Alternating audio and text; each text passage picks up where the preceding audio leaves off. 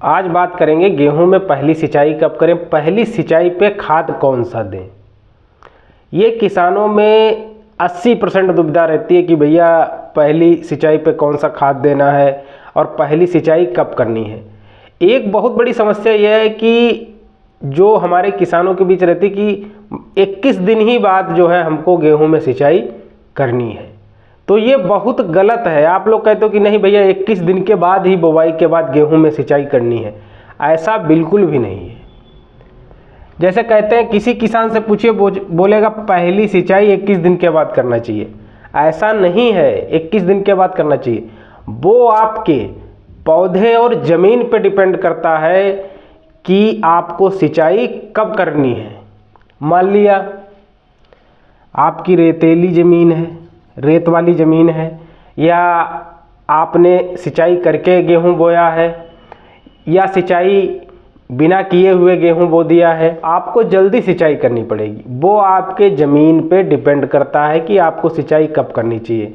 आप वहाँ पौधा उखाड़ करके देख सकते हो आपके पौधे में जड़ें ग्रोथ कर रही हैं या नहीं, टिलरिंग ले रही हैं या नहीं ले रही हैं, उस पर डिपेंड करता है कि आपको सिंचाई कब करनी चाहिए। ये कोई ज़रूरी नहीं है कि आप 21 दिन बाद ही अपने गेहूं की सिंचाई करें, क्योंकि किसानों में ये ज़्यादा रहता भैया जो है गेहूं की जो सिंचाई करेंगे वो हम 21 दिन ही बात करेंगे। ऐसा कुछ भी नहीं है। आप अपने गेहूं के कंडीशन के हिसाब से सिंचाई आगे पीछे कर सकते हो। अगले ने पानी लगा के और जुताई करके गेहूं बोया तो वो तो सिंचाई देर में करेगा, 21 दिन बाद का है 25 दिन बाद कर दे, लेकिन आपको सिंचाई जल्दी करनी पड़ेगी क्योंकि आपने जो है बिना उसके जो है गेहूं बोया था। आपके खेत में नमी कम है, उसके खेत में नमी इसीलिए ज़्यादा है, तो वो सिंचाई बाद में करेगा, आपको पहले करनी पड़ेगी। तो ये आप पहले डिसाइड जरूर कर लें। अब बात करेंगे कि पहला खाद कौन सा दें पहली सिंचाई पे। पहली सिंचाई पर कौन सा खाद दें, तो एक तो जैसे बुवाई पे आपने क्या क्या दिया है, डीएपी दिया है या जिंक दी है या पोटास दी है, जो भी कुछ दिया है बुवाई पे, तो मैं जो खाद बताऊंगा और वो किस तरीके से पहली सिंचाई पे देना है, इस पे विशेष ध्यान आपको रखना है। सबसे पहले 20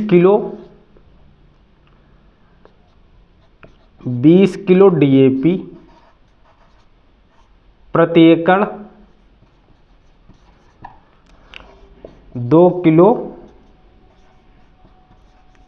पोटास, ये आपको पहली सिंचाई पे देना है। 20 किलो डीएपी और 2 किलो पोटास। ये अगर आप पहली सिंचाई पे डालते हो तो आपका गेहूं ग्रोथ करने लगेगा, फुटाव लेने लगेगा। लेकिन अगर आपने बुवाई पे डीएपी और पोटास दे रखा है तो आपको पहली सिंचाई पे ये नहीं डालना है। तब कौन सा उर्वरक डालना है वो मैं बता रहा हूँ। 60 किलो यूरिया प्रति एकड़ और 10 किलो जिंक, 10 किलो जिंक। अब ये किस तरीके से डालना है, मान लिया इसको तो चलिए अगर आपने बुवाई पे नहीं दिया है, तो अगर बुवाई पे आपने डीएपी पोटास नहीं दिया है तो आप पहली सिंचाई पे 20 किलो डीएपी प्रति एकड़ और 2 केजी पोटास डाल दीजिए।